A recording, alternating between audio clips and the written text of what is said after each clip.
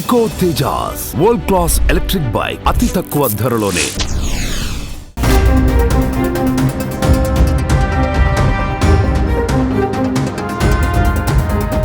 భారత reserve bank of India మరో కీలక ప్రకటన చేసింది. త్వరలో కొత్త 50 రూపాయల నోట్లను విడుదల చేయనున్నట్లు తెలిపింది. ఈ ప్రకటనను ఆర్బీఐ తన అధికారిక వెబ్సైట్లో సైతం ధృవీకరించింది.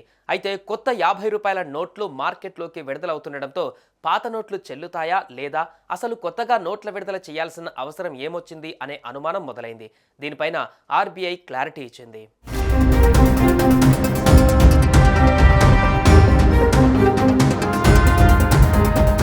భారత reserve bank of India RBI త్వరలో కొత్త 50 రూపాయల నోట్లను విడుదల చేయనున్నట్లు ప్రకటన చేసింది.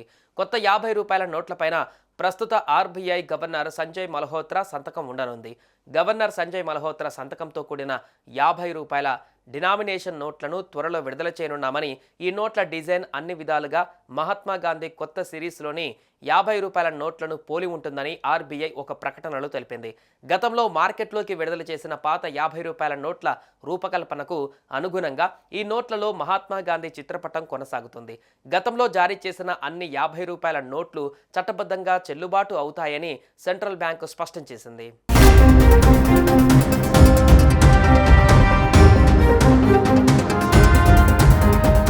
కొత్త 50 రూపాయల నోట్లు మార్కెట్లోకి వస్తుండటంతో పాత నోట్లు చెల్లుబాటు అవుతాయా లేదా అనే ప్రశ్నలు తలెత్తుతున్న క్రమంలో ఆర్బీఐ స్పందించింది. అటువంటి పుకార్లు నమ్మకండని తెలిపింది.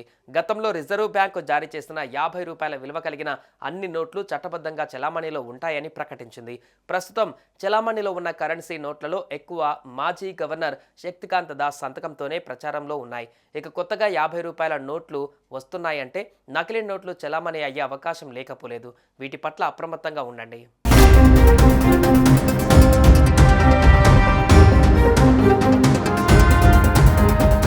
ఆర్బీఐ గవర్నర్గా బాధ్యతలు చేపట్టిన మల్హోత్రా సంతకంతో నోట్లు జారీ కావడం ఇదే తొలిసారిగా చెబుతున్నారు.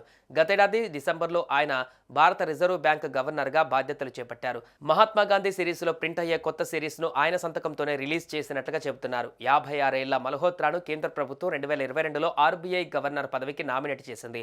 ఆర్బీఐ గవర్నర్గా ఆయన 3 ఏళ్ల పదవీ కాలానికి ఈ నియామకం దేశ ద్రవ్య విధానంలో గణనీయమైన మార్పులను తీసుకువస్తుందని భావిస్తున్నారు. ఆర్బీఐ గవర్నర్గా ఆయన తొలి సమావేశంలోనే రెపో రేటును 25 బేసిస్ పాయింట్లు తగ్గించారు. దాంతో రెపో రేటు కాస్త 6.5% నుంచి 6.25% తగ్గింది. 12వ విధాన సమీక్ష తర్వాత ఇది మొదటి రెపో రేటు తగ్గింపుగా చెప్పవచ్చు.